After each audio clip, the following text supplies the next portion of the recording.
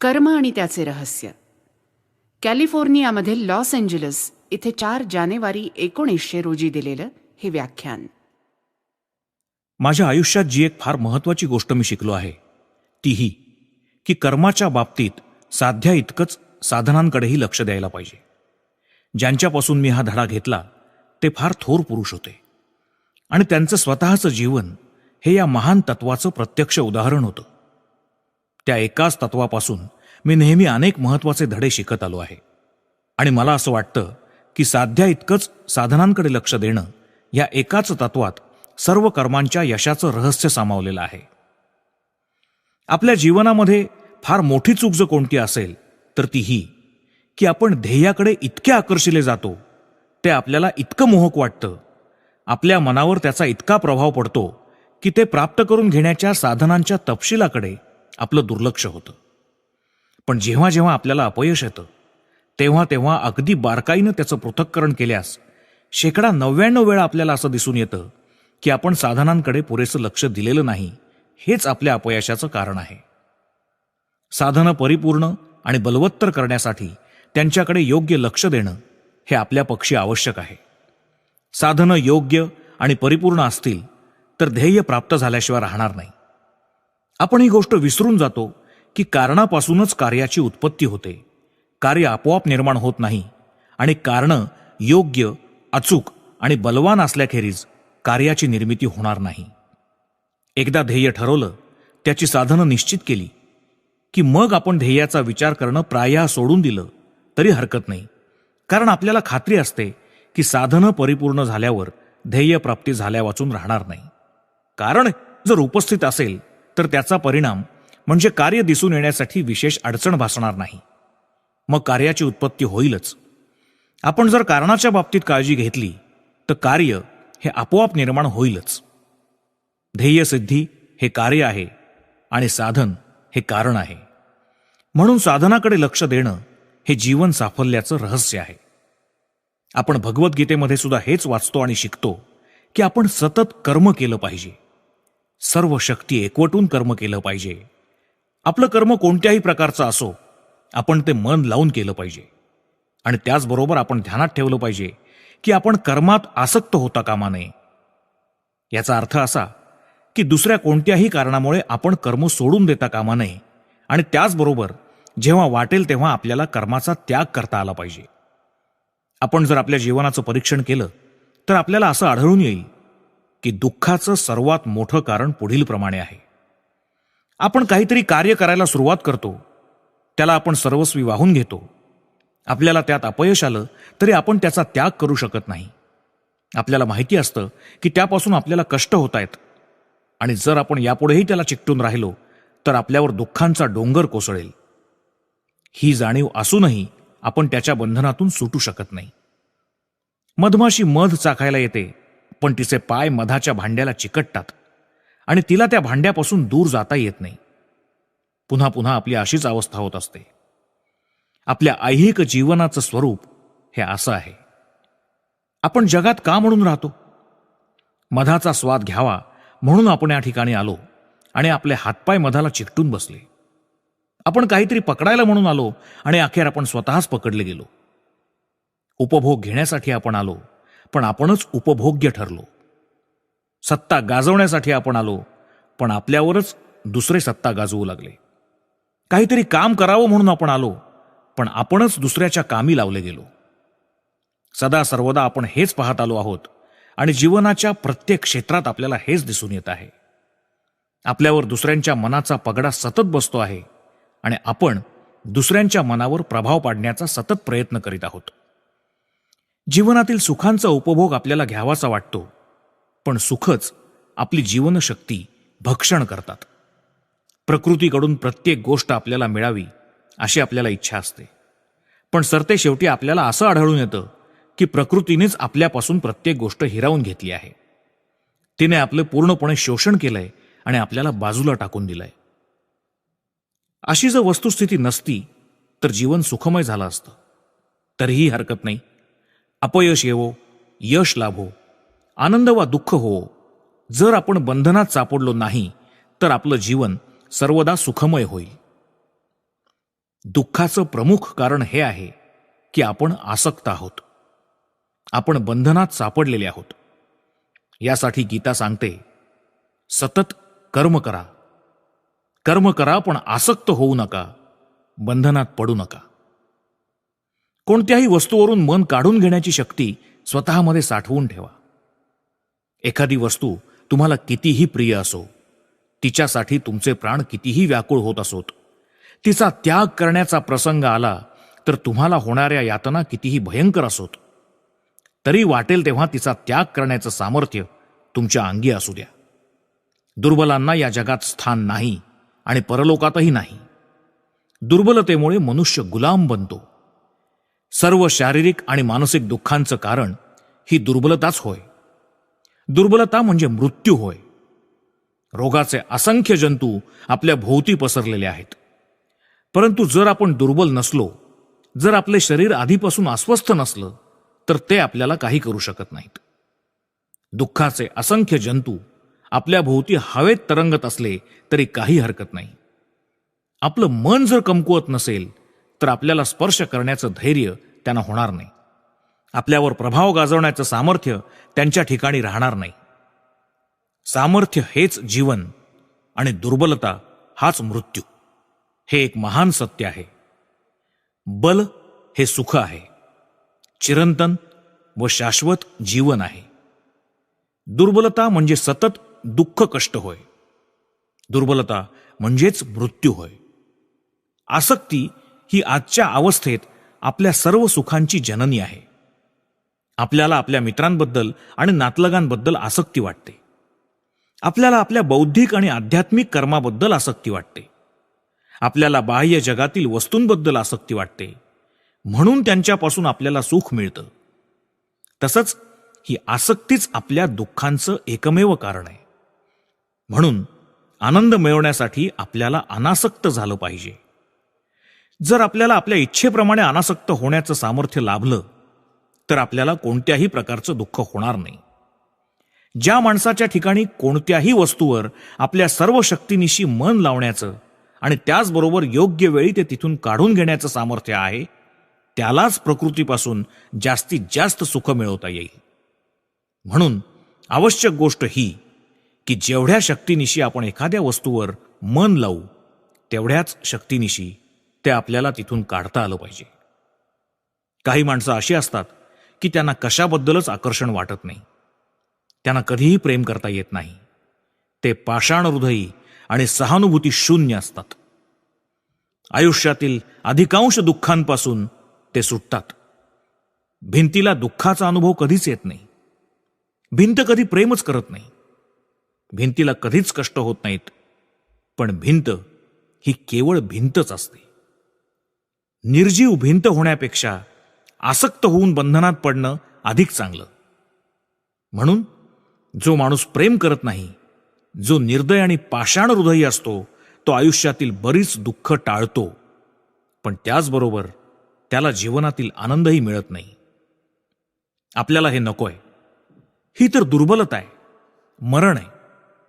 ज्याला दुर्बलतेचा कधीच अनुभव येत नाही, ज्याला दुःखाचा कधीच अनुभव येत नाही, तो माणूस जागृत झाला आहे असं म्हणता येत नाही. ही तर भावनाशून्य अवस्था आहे. आपल्याला तशा प्रकारची अवस्था नको आहे. म्हणून आपल्याला ही प्रेमाची किंवा आसक्तीची महान शक्ती हवी आहे. एकाच वस्तूवर सर्व लक्ष केंद्रित करण्याचं सामर्थ्य आपल्याला हवंय. दुसऱ्यासाठी सर्वस्व गमावण्याचं, प्राणार्पण करण्याचं देवसुलभ सामर्थ्य आपल्याला हवंय. इतकंच नव्हे तर आपल्याला देवांपेक्षाही श्रेष्ठ व्हायचं आहे. पूर्णावस्थेला पोचलेला मनुष्य आपल्या प्रेमविषयावर आपलं सर्व मन लावू शकतो, तरीही तो अनासक्त असतो. हे कसं शक्य आहे? हे दुसरं रहस्य आपण समजून घेतलं पाहिजे. भिकारी कधीही सुखी नसतो. त्याला भिक्षा मिळते, पण तिच्या मागे दया आणि तिरस्कार असतो. निदान तिच्या मागे एवढा तरी विचार असतो की भिकारी हा हीन दर्जाचा माणूस आहे. त्याला जे मिळतं त्यापासून त्याला सुख कधीच मिळत नाही. आपण सर्वजण एका अर्थानं भिकारीच आहोत. आपण जे जे काही करतो त्याचा मोबदला आपल्याला हवा असतो. आपण सारे व्यापारी वृत्तीचे आहोत. आपण जीवनाचा व्यापार करतो, सद्गुणांचा व्यापार करतो, धर्माचाही व्यापार करतो. अरे रे, आपण प्रेमाचाही व्यापार करतो. तुम्हाला जर व्यापार करायचा असेल, देवघेव करायची असेल किंवा खरेदी विक्री करायची असेल तर तुम्हाला खरेदी विक्रीचे व्यापारी नियम पाळावे लागतील. कधी चांगला काळ येईल तर कधी वाईट काळ येईल. कधी भाव कडाडतील तर कधी ते घसरतील. केव्हा तरी धक्का बसेल हे गृहीत धरून तुम्हाला चालावं लागेल. व्यापार हा आरशात स्वतःचं रूप पाहण्यासारखा आहे. तुमच्या चेहऱ्याचं प्रतिबिंब आरशात पडतं. तुम्ही वाकुल्या दाखवल्यात तर आरसाही तसंच करेल. तुम्ही हसलात तर आरसाही हसतो. खरेदी विक्रीचे वा देवघेवीचे स्वरूप हे असंच असतं. आपण बंधनात सापडतो. पण का? आपण दुसऱ्याला काही देतो त्यामुळे नव्हे, तर आपण कशाची तरी अपेक्षा करतो त्यामुळे. आपण जे प्रेम करतो त्याच्या बदल्यात आपल्याला दुःख मिळतं. पण आपण प्रेम करतो म्हणून आपल्याला दुःख मिळत नाही, तर प्रेमाच्या बदल्यात प्रेम मिळावं अशी अपेक्षा असते म्हणून आपल्याला दुःख मिळतं. ज्या ठिकाणी कोणत्याही प्रकारची कामना नाही त्या ठिकाणी दुःख नाही. कामना किंवा इच्छा हीच दुःखाची जननी आहे. आपल्या कामना यशापयशाच्या नियमांनी बांधलेल्या असतात. कामनांच्या बरोबर दुःख आल्याशिवाय राहत नाही. म्हणून खऱ्या यशाचं किंवा सुखाचं महान रहस्य हे आहे की जो मनुष्य परतफेडीची अपेक्षा करत नाही, जो पूर्णपणे निस्वार्थ आहे, तोच सर्वात यशस्वी मनुष्य होय. हे दिसायला स्वविरोधी दिसतं. जो मनुष्य निस्वार्थ असतो त्यालाच लोक फसवतात, दुःख देतात. ही गोष्ट आपल्याला माहीत नाही काय? वरवर पाहता हे खरं आहे. येशू ख्रिस्त निस्वार्थ होते तरी त्यांना क्रुसावर चढवण्यात आलं, ही गोष्ट खरी. पण आपल्याला हे माहिती आहे की त्यांचा निस्वार्थपणा हे फार मोठ्या विजयाचं कारण ठरलं. त्यांच्या निस्वार्थपणामुळेच असंख्य लोकांना आयुष्यामध्ये खरं यश मिळालं. कोणत्याही गोष्टीची याचना करू नका, परतफेडीची अपेक्षा ठेवू नका. तुम्हाला जे द्यायचं असेल ते देऊन टाका. तुम्हाला ते परत लाभल्याशिवाय राहणार नाही. पण त्याचा आत्ता विचार करू नका. ते सहस्त्रपटींनी तुम्हाला मिळाल्याशिवाय राहणार नाही. पण त्यावर लक्ष ठेवू नका. देण्याची शक्ती संपादन करा. जे काही द्यायचं असेल ते द्या आणि त्याचा विचार करू नका. सर्व जीवनभर तुम्हाला देत राहायचं आहे हे ध्यानात ठेवा. प्रकृती तुम्हाला द्यायला भाग पाडेल, म्हणून स्वखुशीने द्या. कधी ना कधी तुम्हाला त्याग करावाच लागेल. काहीतरी गोळा करावं म्हणून तुम्ही या जगात येता. मोठी भरभरून घेण्याचा प्रयत्न करता, पण प्रकृती तुमचा गळा दाबते आणि तुम्हाला मूठ उघडायला लावते. तुमची इच्छा असो वा नसो तुम्हाला द्यावंच लागेल. ज्या क्षणी मी देणार नाही असे उद्गार तुम्ही काढता त्या क्षणी तुमच्यावर आघात होतो, तुम्हाला इजा होते. असं कोणीही नाही की ज्याला सरतेशेवटी सर्वस्वाचा त्याग करावा लागणार नाही. जो या सिद्धांताविरुद्ध वागण्याची जितकी अधिक धडपड करतो तितकं त्याला अधिक दुःख होतं. आपण देण्याचं साहस करत नाही. प्रकृतीच्या या उदात्त मागणीचा स्वीकार करण्यास आपण स्वखुशीनं तयार होत नाही. हेच आपल्या दुःखाचं कारण होय. जंगल नाहीसं होऊन जातं, पण त्याच्या बदल्यात आपल्याला उष्णता मिळते. महासागराचं पाणी सूर्य शोषून घेतो, पण पावसाच्या रूपाने ते परत करतो. तुम्ही देवघेवीचं केवळ एक साधन आहात. केवळ देण्यासाठीच तुम्ही घेत असता, म्हणून बदल्यात काही मागू नका. पण जितकं तुम्ही अधिक द्याल तितकं तुम्हाला परत मिळेल. या खोलीतली हवा तुम्ही जितक्या लवकर बाहेर घालवाल तितक्या लवकर बाहेरची हवा आत येऊन खोली भरून टाकेल. आणि जर तुम्ही सगळे दरवाजे खिडक्या बंद ठेवाल तर आतली हवा आत राहील, बाहेरची हवा आत कधीच येऊ शकणार नाही. आणि ती आतली हवा कोंदट, अशुद्ध आणि विषारी बनून जाईल. नदी ही महासागराला मिळून सतत रिकामी होत असते आणि सतत ती पुन्हा भरली जात असते. महासागराला मिळणारं तिचं मुख बंद करू नका. ज्या क्षणी तुम्ही ते कराल त्या क्षणी तुम्ही मरणाच्या तावडीत सापडाल. पण म्हणून भिकारी बनू नका, अनासक्त व्हा. आयुष्यातलं हे फार कठीण कार्य आहे. मार्गातील धोक्यांचा आपण विचार करत नाही. बुद्धीच्या सहाय्यानं या अडचणी समजून घेण्याचा जरी प्रयत्न केला तरी त्याचा प्रत्यक्ष अनुभव आल्याखेरीज त्याचं सत्य स्वरूप आपल्याला कळत नाही. दूर अंतरावरून एखाद्या उपवनाचं सामान्य दृश्य आपल्याला दिसू शकेल, पण त्याचा काय उपयोग? आपण जेव्हा प्रत्यक्ष त्या उपवनात जाऊ तेव्हाच त्याची खरी कल्पना आपल्याला येईल. जरी आपला प्रत्येक प्रयत्न असफल झाला, आपण रक्तबंबाळ झालो, आपले तुकडे तुकडे झाले, तरी अशा परिस्थितीमध्ये आपलं हृदय स्थिर ठेवलं पाहिजे. या सर्व आपत्तींमध्ये आपण आपल्या दिव्य स्वरूपापासून ढळता कामा नये. प्रकृती आपल्याला प्रतिक्रिया करायला लावील, प्रकृती आपल्या ठोशाबद्दल ठोसा द्यायला लावील, ती आपल्या फसवणुकीबद्दल फसवणूक करायला लावील, खोट्याबद्दल खोटं बोलायला लावील, सर्व शक्तीनिशी प्रत्याघात करायला लावील. त्यावेळी प्रत्याघात टाळण्यासाठी, संयम राखण्यासाठी आणि अनासक्त राहण्यासाठी आपल्याला परमदिव्य शक्तीची गरज पडेल. प्रतिदिनी आपण अनासक्त बनण्याच्या आपल्या निश्चयाची उजळणी करतो. आपण सिंहावलोकन करतो आणि भूतकाळातील आपल्या प्रेमाच्या, आसक्तीच्या विषयांकडे आपण पाहतो. पण या सर्वांमुळे आपण कसे दुःखी झालो याची आपल्याला जाणीव होते. आपल्या प्रेमामुळे आपण निराशेच्या खोल दरीत कसे पडलो, आपण नेहमी दुसऱ्याचे गुलाम कसे बनलो आणि आपण खाली खाली कसे ओढले गेलो याचीही आपल्याला त्यावेळी जाणीव होते. नंतर आपण पुन्हा निश्चय करतो, यापुढे मी स्वाधीन राहीन, मी स्वतःवर ताबा ठेवीन. पण प्रत्यक्ष समय आला की पूर्वीच्याच कथेची पुनरावृत्ती होते. आपण पुन्हा बंधनात अडकतो, आपल्याला त्यातून सुटता येत नाही. जाळ्यात अडकलेल्या पक्षाप्रमाणे आपली धडपड, फडफड चालू असते. आपलं जीवन हे असं आहे. या सर्व अडचणींची मला कल्पना आहे. त्या भयंकर स्वरूपाच्या आहेत. त्यामुळे आपल्यापैकी 90% लोक निरुत्साही होतात. त्यांचं धैर्य खचतं. परिणामतः ते लोक निराशावादी बनतात आणि प्रामाणिकपणा, प्रेम इत्यादी ज्या महान आणि उदात्त गोष्टी आहेत त्यांच्यावरचा त्यांचा विश्वास नाहीसा होतो. म्हणून आपल्याला असं आढळतं की जी माणसं जीवनाच्या आरंभी क्षमाशील, दयाळू, सरळ, निष्पाप असतात, ती म्हातारपणी असत्यवादी आणि ढोंगी बनतात. त्यांची मनं फारच कुटील बनतात. कदाचित बाहेर दाखवण्याची त्यांची वागणूक वेगळ्या प्रकारची असू शकते. ते शीघ्रकोपी नसतात, ते बोलत नाहीत, पण ते बोलले असते तर कदाचित त्यांच्या दृष्टीनं ते बरं झालं असतं. त्यांची हृदय मेलेली आहेत म्हणून ते बोलत नाहीत. ते शिव्याशाप देत नाहीत किंवा रागावत नाहीत, पण त्यांना रागावता आलं असतं तर त्यांच्या पक्षी ते बरं झालं असतं.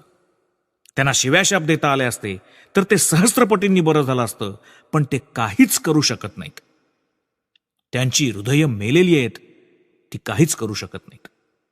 शिव्याशाप देणं किंवा एखादा कटू शब्द उच्चारणं हे देखील त्यांच्या हातून होत नाही.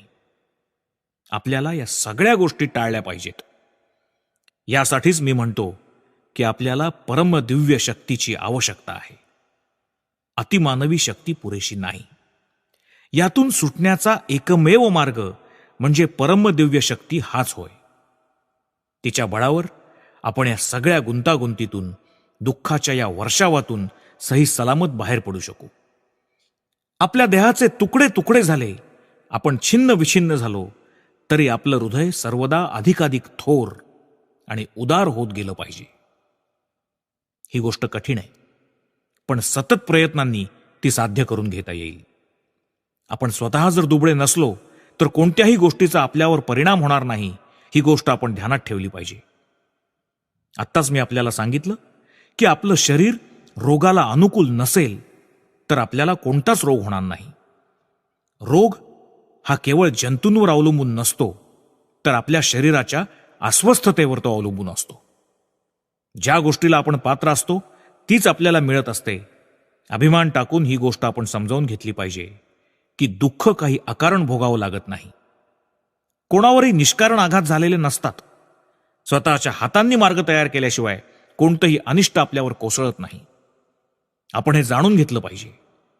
आपण आपल्या जीवनाचं पृथक्करण केलं तर आपल्याला असं आढळून येईल की आपल्यावर जो जो आघात झाला त्याचं कारण हे की आपण स्वतःच त्याची पूर्वतयारी केली होती. अर्धी कामगिरी आपण स्वतः करतो आणि उरलेली अर्धी बाह्य जग करतं आणि अशा रीतीने आपल्यावर आघात होतो. हे जर आपल्याला कळलं तर आपलं मन शांत होईल. त्याचप्रमाणे या विश्लेषणापासून आपल्याला आशेचा एक संदेश मिळेल. तो असा, बाह्य जगतावर माझा ताबा नाही, परंतु जे माझ्या आत आहे, जे माझ्या अधिक निकट आहे, जे माझं अंतर्जगत आहे त्यावर माझा ताबा आहे. अपयशासाठी या दोहोंनी एकत्र येणं जर जरूर असेल, माझ्यावर आघात करण्यासाठी या दोघांची युती जर आवश्यक असेल, तर जी गोष्ट माझ्या ताब्यात आहे ती मी नियंत्रणात ठेवीन.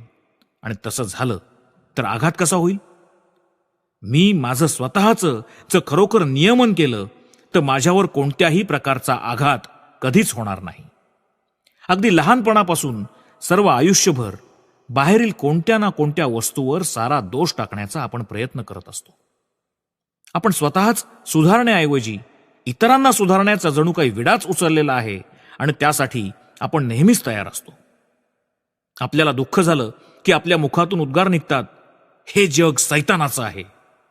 आपण दुसऱ्यांना शिव्याशाप देतो आणि म्हणतो, काय हे मोहांध मूर्ख लोक आहेत. पण खरोखर आपण फार चांगले असलो तर अशा जगात राहण्याचा प्रसंग आपल्यावर काय यावा? जर ही दुनिया सैतानांची असेल तर आपणही सैतान असलो पाहिजे. नाहीतर आपण या ठिकाणी का राहिलो असतो?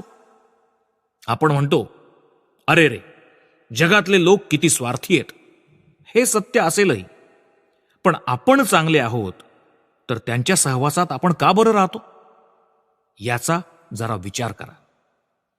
आपल्या पात्रतेप्रमाणे आपल्याला सर्व काही मिळत असतं. जग वाईट आणि आपण चांगले असं जेव्हा आपण म्हणतो तेव्हा ते असत्य असतं. असं कधीही होऊ शकत नाही. हे भयंकर असत्य आपण स्वतःला सांगत असतो. आपण हा पहिला धडा घेतला पाहिजे. मी बाहेरील कोणत्याही गोष्टीला केव्हाही शिव्या देणार नाही. दुसऱ्या कोणत्याही व्यक्तीला मी दोष देणार नाही असा निश्चय करा. धीट व्हा आणि सगळा दोष स्वतःवर घ्या. अशी वागणूक हीच खरी वागणूक आहे असं तुम्हाला दिसून येईल. म्हणून आधी स्वतःमध्ये सुधारणा करा. एका क्षणी आपण मनुष्यत्वाविषयी, आपल्या देवत्वाविषयी मोठमोठ्या गोष्टी सांगतो. आम्ही सर्वज्ञ, सर्वशक्ती संपन्न, निर्दोष, निष्कलंक आणि सर्वांहूनही अधिक निस्वार्थ आहोत असं आपण म्हणतो. आणि दुसऱ्या क्षणी एखाद्या लहानशा दगडानं आपल्याला जखम होते. एखाद्या सामान्य माणसाच्या रागवण्याने आपल्याला इजा होते.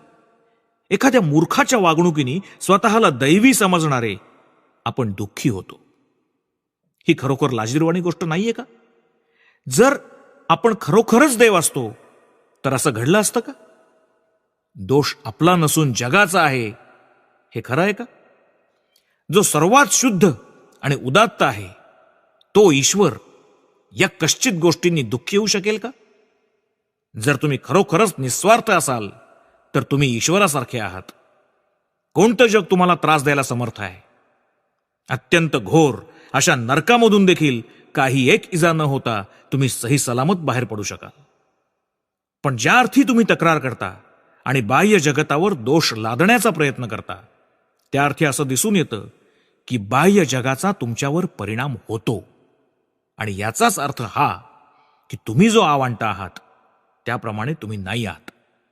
स्वतःच्या दुःखात अधिकाधिक भर घालून बाह्य जग मला दुःख देतंय अशी कल्पना करून हे सैतानाचं जग आहे असा टाहो फोडून तुम्ही फक्त आपला प्रमाद वाढवत असता.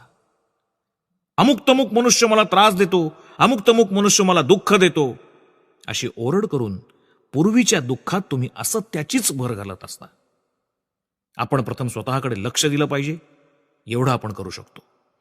दुसऱ्याकडे लक्ष देणं काही काळ आपण सोडून दिलं पाहिजे. साधनं परिपूर्ण करण्याचा आपण प्रयत्न करूया. मग आपल्याला ध्येय आपोआप प्राप्त होईल. आपलं स्वतःचं जीवन जर शुद्ध आणि चांगलं असेल तरच जग चांगलं आणि शुद्ध होईल. तो परिणाम आहे, आपण त्याचं कारण आहोत. म्हणून आपण स्वतःला शुद्ध करूया. आपण स्वतः पूर्ण बनूया.